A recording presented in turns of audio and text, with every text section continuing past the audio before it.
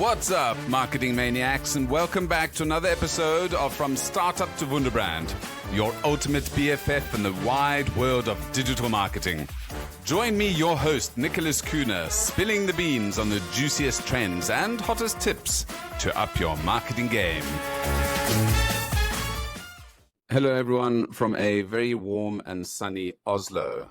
This is your host, Nicholas Kuhner, from Startup to Wunderbrand, and today we've got a very cool guy's got a much better beard than me, so I'm feeling a little bit less manly today, looking at that amazing beard you've got there, Abb-D.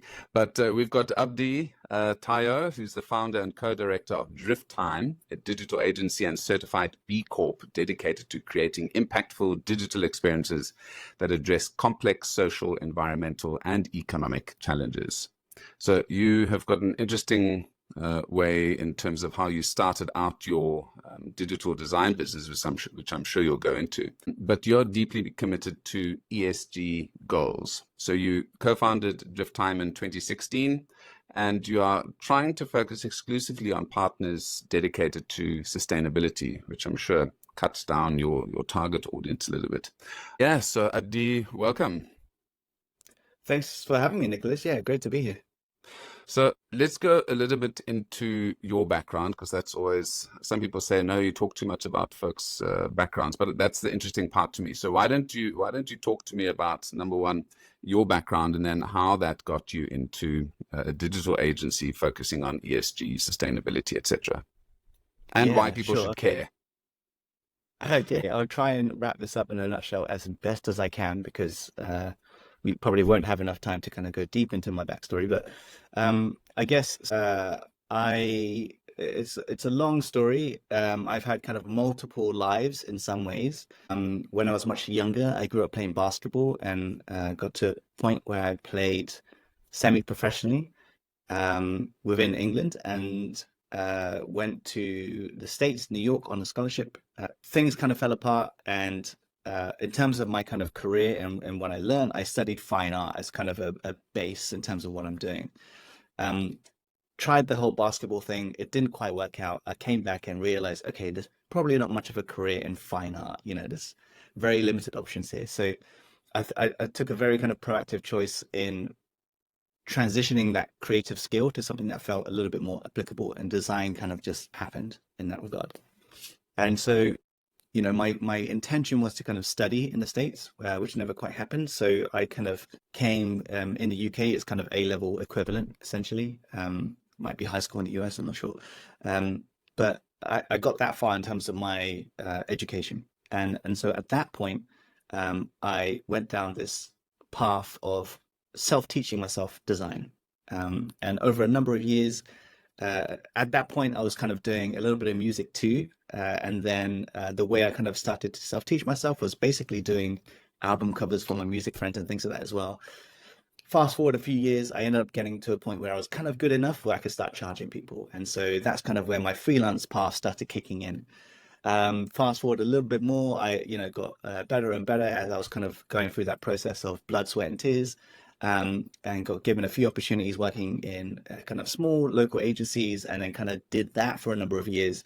And then again, fast forward a little bit more, one of the small agencies I worked for ended up getting acquired by a large agency, and then ended up being a senior kind of creative at a large kind of global marketing agency. And so for many people, dream job, it was kind of, working with really big brands. It was an international business, lots of really healthy budgets and massive teams and all that. But I got to a point eventually where I hit a saturation, and to me, the work wasn't good enough. It was kind of cookie cutter, and it wasn't really solving anything. And for me, it kind of hit me a little bit hard, because I had spent a lot of time and energy kind of getting to that point, kind of almost forcing my ways into the industry, and kind of asking myself the question at the end of it, I'm at the highest position, sort of kind of creative director level, and asking myself, is this it? Is this everything it has to offer? And so I kind of made a conscious decision alongside my wife, who kind of co-founded DriftTime with me. She was working at a different company at the time, but she similarly hit a sort of same saturation point. We both just decided that, this is kind of not what we signed up for, and we think that design has a lot more responsibility in the world and can have a lot more accountability in terms of what it could be doing. So that's when we started our company, and kind of from the onset just kind of went in thinking, okay, well, let's think about purpose, let's think about working with people that are trying to do good in the world, and just kind of go at it with this idea that our work would at least kind of mean something, at least to us, at the very beginning. And so, yeah, and then again, fast forward another 8-9 years that DriftTime has been running. We've slowly been able to kind of formalize a little bit more what that looks like. So before, when we started, it was very ambient. It was just like, are they good? Is it good gut feeling? Then yes, we'll work for them. But now there's a lot more criteria, there's a lot more process involved, and there's a lot more understanding in terms of just how we think about impact, how we look at measuring impact, and how we kind of apply design in a way with a good degree of confidence in terms of what we do and the outcomes that can create. So, and here we are today. so DriftTime, in terms of, it's a digital agency, but your focus is on working with companies who are wanting to improve their ESG outcomes, or are companies that are focused on sustainability. How do you sort of select or choose your clients? Yeah, so yes, to a degree that there's a focus on sustainability and ESG, but those things aren't necessarily things that we hone in on. Those things are the results of things that we do. So the way we select our clients, we kind of tend to use a Venn diagram, which is purpose and intention. And the idea is that as a business or as a brand or whatever it might be, they have to have a core sense of purpose in terms of what they're doing. And then overlapping that, a core sense of intention, like what are they trying to solve? What is the complex issue that either them as a business, like on an everyday basis, try to work towards, or, a sort of standard that they're trying to improve or create a new benchmark, whatever that might be. But the purpose and intention needs to be very, very clear. And then for us to be able to work with them, there needs to be a clear sense of like what the digital element within that is, so we want to we want to be able to go into these kind of partnerships knowing that we can bring value and knowing that we can kind of help them towards this path towards impact, whatever that might look like for their business. And if it's not something related to digital, it makes no sense for us to be involved in it, so it's a very kind of clear sense of like, okay, well, how can we actually help them on that path? If we can't help them, there's no need for us to be involved. So it's obviously just one aspect of the marketing mix. I know it's now traditional marketing. So new, when you and I started out, digital was this brand new separate entity, but now it's fully integrated into most businesses. In terms of the digital work that you do, how can digital have impact, and when clients come to you, what impact are they expecting from you? So what is your secret sauce that you give them versus just going to a VML or one of these other large agencies? Yeah. Well, I guess so. In terms of what we do, so there's 3 overarching kind of services, if you will. It's the creative strategy element, it's the brand and storytelling, and then it's everything within digital. Not necessarily the marketing side of things, more so the design, the development, the technology, that kind of side of things. For things like marketing, we generally tend to partner with others, or if it's anything outside of our kind of wheelhouse, we have a very kind of collaborative approach in terms of bringing the right people in, specific to what they're trying to achieve, when it comes to impact. And so the way we look at it and the way we kind of position it is we always position ourselves as the fairy godmother to their Cinderella. We're not the protagonist in this story. We are here to kind of empower them and help them. So everything that we do is this idea of digital empowerment. How do we help them with what they have or what they need in order to get to that point? And it's not everything. It's not everything that's going to lead them to that impact. It's a small part in terms of everything else that they might need to do. So, and as I say, in some cases, if it's not related to digital, it makes no sense for us to be involved because, there's no need for us to be involved. And so the best way to kind of maybe explain that is to kind of give a couple examples of things that we've done in the past. So one of our kind of long-standing clients, only one, is an ocean conservation platform, and they work a lot in terms of kind of tackling the climate crisis through ocean conservation itself.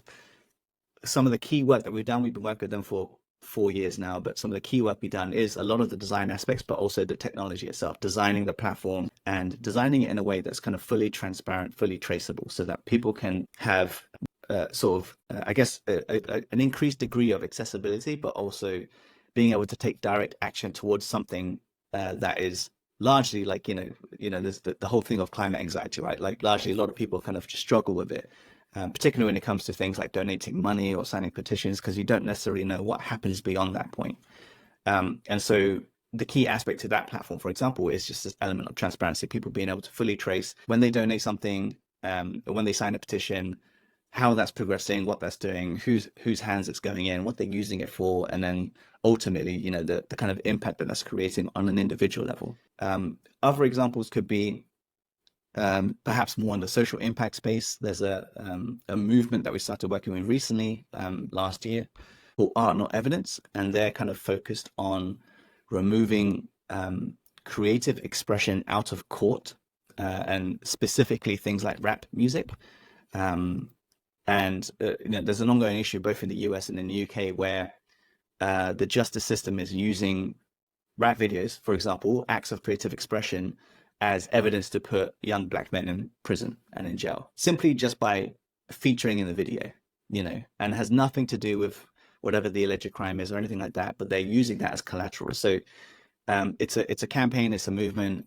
We've done a lot of work with them in terms of the branding and their positioning, to kind of get them out there and kind of get this movement going. And so far, it's had really good press release, lots of really good prolific artists in the UK rap scene kind of support this and everything as well. So that's kind of the idea of digitally empowering someone so that they're in the best position to kind of create that traction. A lot of these companies and campaigns that you're mentioning don't sound like they are big ticket items in terms of generating enormous amounts of budgets. Do you have to balance the feel good or the sort of, I'm not saying that you're doing a pro bono, but the sort of low budget, big impact work with actually having to pay the bills? How do you, and as a business that's focused on ability and making impact, how do you as a business owner balance those two needs? So we do have a mixture. So it's a mixture of kind of the smaller ones that perhaps need that resource and need that kind of support, as well as the bigger ones that are looking to make those kind of more incremental shifts. So Early One is not huge. It's still a relatively new startup. However, they've got some big donors and big funders behind them.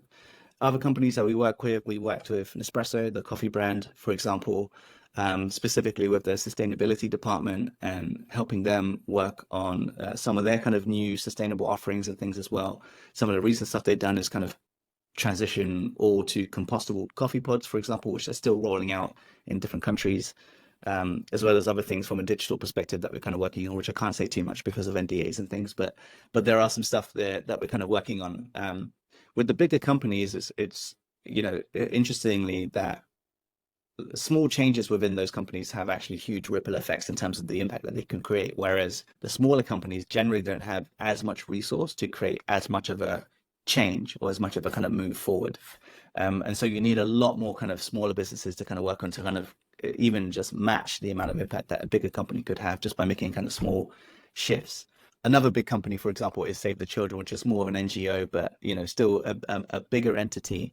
And we help them, work with them, developing technology to go on the ground within Ukraine, for example, to kind of create a digital support network for people, who kind of need that support and need that kind of guidance and aid. Other things we're doing at the moment, working with Instant Aid, which is the team recently who worked very closely with World Central Kitchen. They're the team that very recently got airstriked in Gaza, which is very, very sad. But we're working with them at the moment, again, to kind of put them in a really good positioning for significant funding, work with the UN and with the US government and so forth. But the idea is, in terms of how we balance that, is really just having that. It's having a balance. So the bigger companies, they have that resource, they have that budget, they have that scope in order to kind of create the change that they need. But then those things do also allow us to subsidize some of the smaller ones, particularly ones that kind of need that resource and need that accessibility for the things that we do. And so similarly, we're very selective in terms of who we work with. Even the smaller ones, we have to kind of really make sure that we can bring a tremendous amount of value to what it is that they're doing and really propel them forward. If we can't do that, it's likely something we wouldn't take on, even on a pro bono Yeah. pro bono space. But yeah, so that's the idea. Interesting point you bring up there about the larger companies, even in incremental change, being able to make, in that business, being able to have larger ripple effects. I think that's the challenge companies have sometimes, is working with the likes of Coca-Cola and Nestle's and companies like this. Wow, these are the worst in the world. They're creating lots of pollution. They're ruining the water supplies, but they're actually making the most impact. And I remember Coca-Cola has obviously been dragged over the coals for water, sugar, things like that. But they're the ones who are, from a sustainability perspective, creating new wells in rural areas. They are making recycling. They are recycling bottles. They are doing a lot of things, obviously, maybe corrective things, fixing some things, mistakes they made in the past. But they've got the budget. They've got the ability to work with folks like yourself, for example, to do these bigger idea concepts, which can have bigger impact on society. So you have to work with the big boys in order to make a difference. So I'm glad you brought that point up. And there are a couple of parallels between DriftTime and my company Wunderbrand. I used to be a managing director of Interbrand in Africa. I had a lot of small companies who had sort of local African companies and companies from Southeast Asia who got in touch with us, but couldn't afford the enormous fees that obviously the big US and UK brand agencies charged. And that made me quite sad, because those are the ones who needed the help. Those are the ones who needed some support. So that's why, similar to you, I got to the top of the tree and then realized, is this really what I want to be doing for the rest of my life? And started a business trying to focus on building emerging market brands. And that's what we've done. We've built brands, across the world, from, doing the first ever salt packaging in Botswana, as you know, retail salt packaging. And that country is literally built on a salt pan. So, and they were importing salt from South Africa. Just little things like that. And I think for when you're starting a business, and similar to DriftTime, it's very important having a very clear rationale for why you're starting this business, not just for making money, not just for, well, I've got to do something. It's, you've seen something in your current work which has really excited you, and you've just got to close your eyes, hold your nose, just jump into that water. Because I had no clients when I started out. So how did you take that leap? How difficult was it for you starting this business? Obviously, you had the support of your co-founder, your wonderful co-founder. But what was it like starting your own business, coming from probably a well-paid job to now everything on your back? Yeah, I mean, I think anyone who was in that position or has been in that position knows there's a huge amount of risk involved in that. It's you're trying something new at that point, with no guarantee that it's going to work out, or that you even know what you're doing. So I think for us, so we, it was planning, essentially. I think we were done in those roles long before we actually gave our notice in. And so that allowed us to start preparing for what the next stage may look like. And so it allowed us to kind of save a little bit, not a huge amount, but it allowed us to save a little bit in terms of our bank, just so we have a little bit of buffer for when, if something doesn't happen or it doesn't kind of play through, then we know we have X amount of months until our rent is due, basically, and we may need to get a job type thing. And so we did a bit of saving. We had a clear idea in terms of, like, here's when we're going to hand our notice in, here's when the last day will be. And we basically worked very hard to kind of try and secure a couple clients at least, for when we hit the ground running. And that's essentially what we did. We had about 3,000 savings, which was like, okay, we'll have about 2 to 3 months of rent. At that time, this is again a long time ago, so rent was a bit cheaper then. And yeah, in the course of my notice, I think was about 6 weeks, just because of how senior I was. And so it gave us, again, a sort of a couple months or so to kind of just secure a couple projects. Now, they weren't the best projects. They weren't, 100% sort of purpose filled, but they felt like they had good intentions, and I think that's kind of a key aspect to starting something brand new as well. There's always going to be an element of compromise, I think. You can't go off the bat and saying, I'm going to be super strict and do this only, because it just doesn't always work out that way. There's an element of time, there's an element of credibility, there's an element of reputation that you need to build, which is kind of probably the most useful currency that anyone could have. And so, yeah, so we had a couple projects, pretty dry, pretty boring. One was like a law firm. The other was like some kind of business conferencing kind of thing, but it allowed us to kind of hit the ground running and think about how we can structure ourselves and kind of basically move forward. Yeah. So everyone's startup journey is quite challenging. It's fascinating listening to the different ways that people go about it. Some people are just, fuck it, I can't do it anymore. Let me go and start something. And some are slightly more planned and organized like yourself. So let's have a look at, I do a lot with startups, and we work on brand strategy, and we work on developing your voice, and we look at, which target markets to focus on, which industries, etc. With your experience now in this space, what guidance would you give to any kind of young business starting up now? What kind of elements should they be integrating into their digital strategies that is going to give them sort of long-term benefits? And this is not about putting lipstick on a pig or a plaster over something that's not working. From your experience, what do you think new startups need to bake into their DNA now to be successful? It's a good question. I would probably say just having a clear sense of focus in terms of what their mission is and what they're trying to do. I think with a lot of startups, or particularly young companies, they are hyper ambitious a lot of the time. They want to solve the world. They want to fix everything, right? And so it's very easy to kind of, in some ways, say yes to everything and try to do everything. Whereas if you kind of just really figure out what the focus is and what the core intention is, like what are they trying to solve? And that's kind of really all they need to do. And as if it's structured around a business, it needs to do that one thing really, really well for it to be competitive in that landscape, But one thing we've been talking about a lot recently, something that we've been thinking about and sort of talking about recently, is this idea of the sphere of action, which we're calling, which are kind of three things to kind of help kind of define what that focus is. The first thing is control, like understanding what them as a business have direct control over. So that can be anything that's internal in terms of in the digital landscape. For example, we are only going to use renewable hosting. We're going to build websites or apps or anything that's digital in very lightweight, kind of CO2 friendly infrastructures and ecosystems. These are things that are very clearly controllable within the company. So defining what the things that the company can control. Second is influence. So understanding what they can influence. It's not necessarily, it's kind of par control, but then also kind of a little bit beyond that. And it could be, for example, that if they have a good platform, it could be a social media following, it could be podcasts, for example, something like that. But the idea would be, how do we influence the right kind of thinking or the right kinds of processes towards this idea of impact or sustainability? And so knowing what they can control, knowing what they can influence using their platforms and their channels. And then the last one is knowing what they can advocate for, which is largely things outside of their control, but it's perhaps peers or people within their industry doing really great work, kind of achieving new benchmarks and sort of going down a path that's kind of aspirational to them. And that for them is kind of just celebrating that. It's talking about that, it's advocating for that.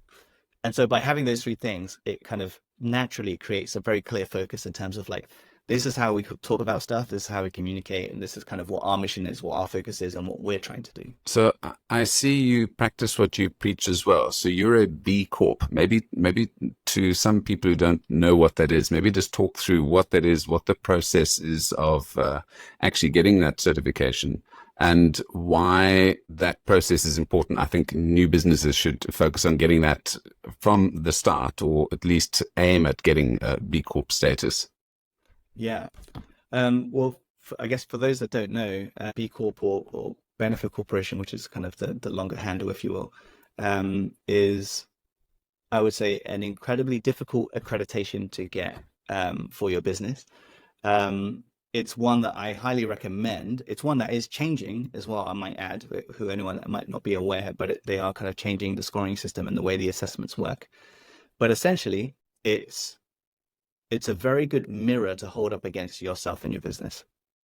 And there's a requirement of 80 points out of 200 in order to get that accreditation. It sounds, it's less than half. It sounds like it's quite easy, but it's actually incredibly difficult. And a lot of companies don't actually get the accreditation just based on how traditionally businesses have worked or how they've been structured. And so it kind of requires a lot in terms of how you restructure things, how you think about things, adopting sort of thinking like triple bottom line structures, for example, in terms of how you include people and the planet as stakeholders, not just kind of profit. And yeah, and I would say, regardless of kind of going into it, B Corp in itself is just a step. I wouldn't say it's the end goal. Like getting the accreditation doesn't mean that you're done. There's still a lot of work to be done beyond that point. But it's, regardless of getting the points or not, it's an amazing blueprint to help you think about things that you may not have thought about otherwise. And that's exactly what it was for us. Like we had been running for a number of years, very outwardly kind of purpose driven and kind of thinking about trying to make design more responsible, more accountable. And as we went through the B Corp process, we're currently going through a recertification at the moment, but as we first did it, it kind of allowed us to think about things that just, normally we wouldn't have thought about at all. And so a couple of things that really helped us do, it helped us kind of understand where we were doing well and the things that we should celebrate, things that we were sort of doing but didn't really have formal structure around, and then things that we are lacking and missing because we had no idea these things were things that we should be thinking about.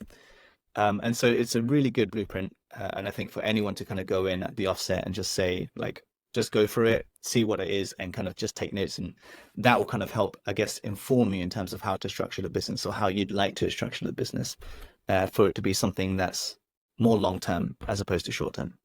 Yeah, I love that. I just hated the brand name though. It should be A Corp, not B Corp. I always like, why B?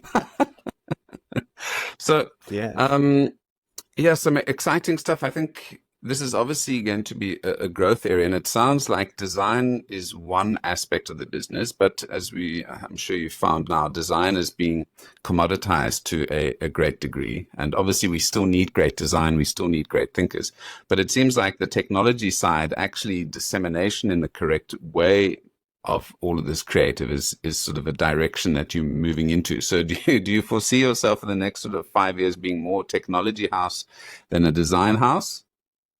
Not so much actually. So probably more of a strategic house, I would say. I think the technology, so although we kind of bolster this idea of simplified technology and using things like headless architectures and so forth, these things are still very largely accessible and most development companies can work in the same framework. And so for us, it's more about the strategic approach, I would say. Like a lot of what we're doing, what we have been doing for the last 8 to 9 years is proving that we know how to kind of measure impact and how we can kind of achieve impact through this idea of design. And so we don't want that to be exclusive to us and someone working with us and going through the process of working with us. And so what we're doing at the moment is really thinking about how we make this more widely available for others. And so a couple of things that we're doing, I'm in the process of writing a book, which hopefully is going to be published next year.